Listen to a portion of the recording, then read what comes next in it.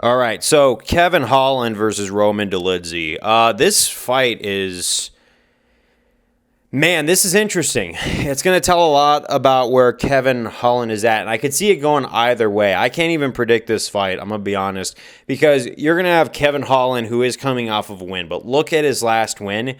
He got caught before he did the catching. Before he got that armbar, he got clipped, and we were worried about him. And I feel like he got lucky with that armbar submission.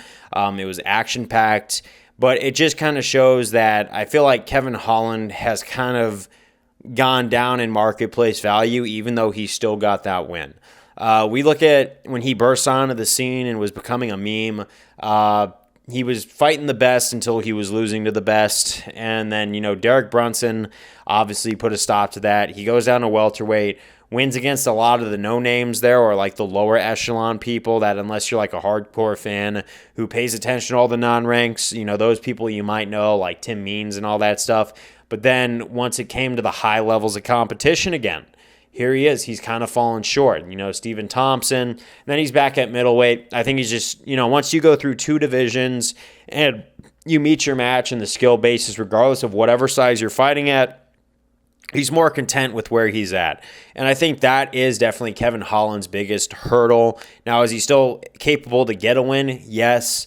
But I think Roman Dolidze can be slept on by Kevin Holland. And that's why, I'm going to say, if Kevin wants to win this fight, he can't sleep on any of Roman's skill sets.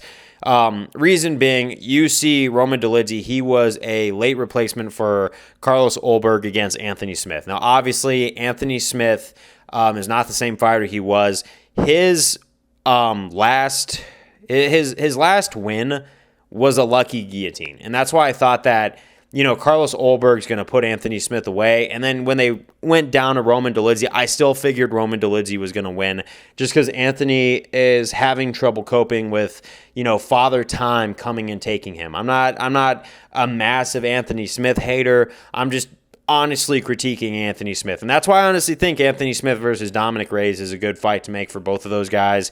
That could go either way. I mean, you can't count Anthony out, but on that one I have him as a underdog. But back to the point, Roman Dolidze comes in and on a 1 or 2 weeks notice or something like that, I believe, he still gets the W. So if you say, oh, well, he just beat Anthony Smith, he beat him on a week's notice. That's not easy for a fighter when it comes to real-life fighting. So for someone who could adapt like that, and if you look at his middleweight fights, the only people he's really lost to are the names that are really well established, like Marvin Vettori. So Marvin Vettori, obviously beat Roman Dolidze.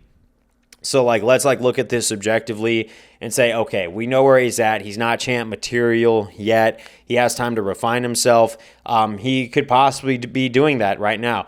But I wouldn't be surprised if Kevin Holland comes in there like Kevin Holland actually does, all cartoonish and, just trying to put on a show for the fans, where Roman Dolidze wants to win and he could put on a highlight reel that is going to catch the fans' attention and entertain them. Because I think that's the thing. Sometimes they get so caught up in wanting to put on a show, they forget that if you knock someone out and you give someone something worth oh my gosh, that's the entertainment that you could still feed the fans.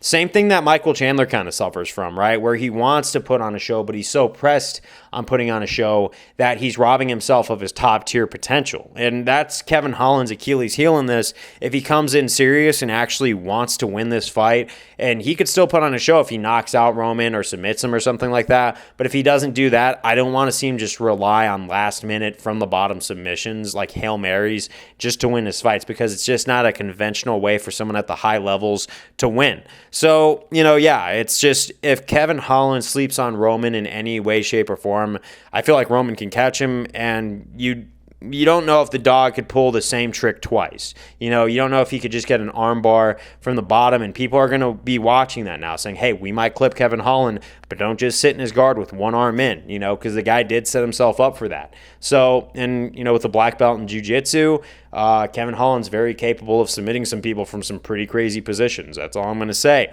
But other than that, I'm just saying Kevin needs to take caution, because otherwise I think he's on thin ice, and he's lowered himself down to that point mentally where it's non-ranked guys or guys just busting in at this point are going to be I want a top 15 spot. who's my stepping stone, and they're going to start using Kevin Holland as that stepping stone. Time does happen, but it doesn't really happen that fast. And we've never seen Kevin Holland take too nasty of a knockout or anything like that. So I'm not saying like he's got no absolute shot, but I'm just starting to see him mentally kind of check out of being a serious fighter. And he might think that the UFC is never going to cut him because I know he's got marketplace value and he puts butts in the seats. But if he loses enough fights in a row, you never know. And I don't want to see Kevin Holland test that gravel or agitate that gravel to the point where he puts the UFC in a tough position where it's like, okay, we got to think about some stuff. But that's my final thing is Kevin Holland cannot sleep on Roman, or else I do see Roman getting his hand raised. But other than that, that's all I got to say. On to the next, because we got some other fights to go through, and this is probably one of the hardest fights to call at this point. But peace.